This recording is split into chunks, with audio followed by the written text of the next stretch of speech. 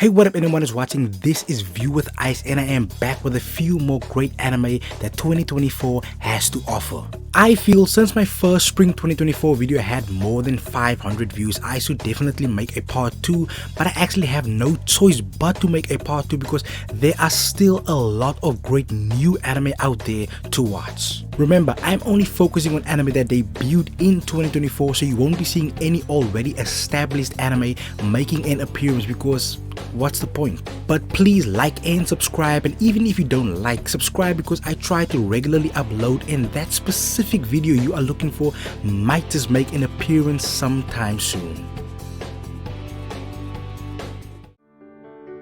Golfing is one of those sports that I make sure not to watch any and every single day of the week, but when it gets introduced into an anime form, I have no choice but to get a little interested because anime has a way of making things more interesting than it is and giving you a completely new perspective.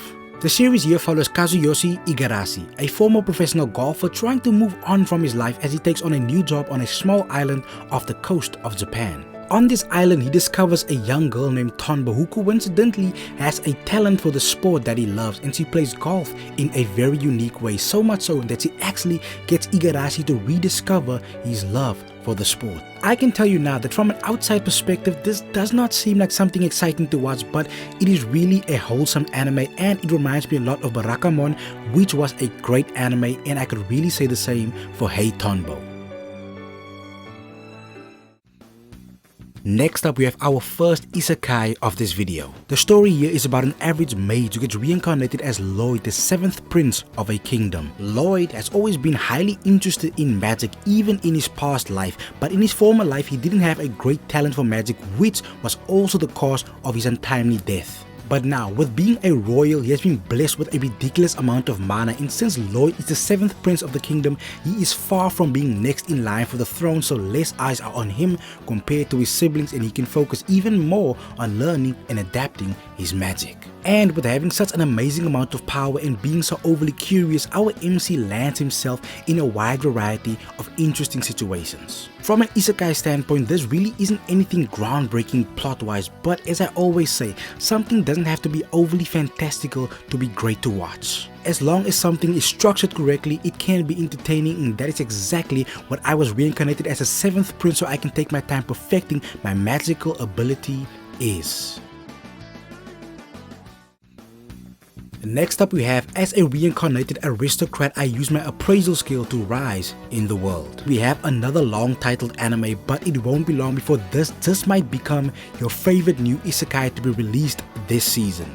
Here we look yet again at an average person reincarnated into a noble family, but what I like about this isekai is that it takes a slightly different approach because our MC here is not some overpowered character. He possesses an ability where he can clearly see people's hidden talents, and with this ability he gathers various talented people to his side to prepare for the impending war.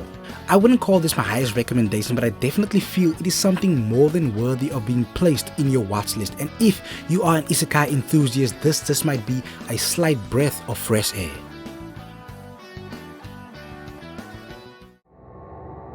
Amongst my favorite anime of all time, there is a so-called XXX holic or holic. I consider it to be one of the most underrated anime I've ever watched in my life, and if any anime can even slightly remind me of that, so it is an immediate win in my eyes, and Mysterious Disappearances did just that. The story here follows Sumeriko Ogawa, a bookstore clerk and author who gets caught up in the supernatural of the world. This all started when she read a cursed poem that had the ability to alter her body. And with the discovery of this poem, she also discovers that her co-worker Ren is actually well versed in the world of supernatural phenomena. Ren is someone who investigates supernatural events in the city, and now, with Ogawa's exposure to the real world, the two co-workers team up to help other people with supernatural related issues. So far, I think this might be one of the best seinen anime to be released this year. It is not my #1 pick in the seinen category, but it is still a great watch nonetheless. It has a few issues here and there, like a lot of unnecessary nudity, but not enough to ruin the viewing experience. I know that isn't really an issue for anime fans, but I have outgrown the unnecessary nudity in TV shows and anime. Closing up this video today is The New Gate.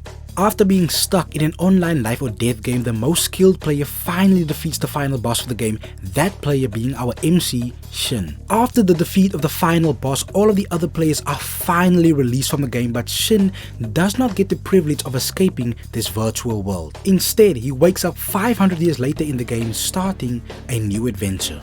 I have said multiple times on this channel that these reincarnated in a different world type anime are not my favorite, but I think it is really starting to grow on me because I could have probably finished the entire season of this anime in the same day if all the episodes were released. If you love fantasy adventure with the added bonus of an OP character, I think you have no choice but to watch The New Gate.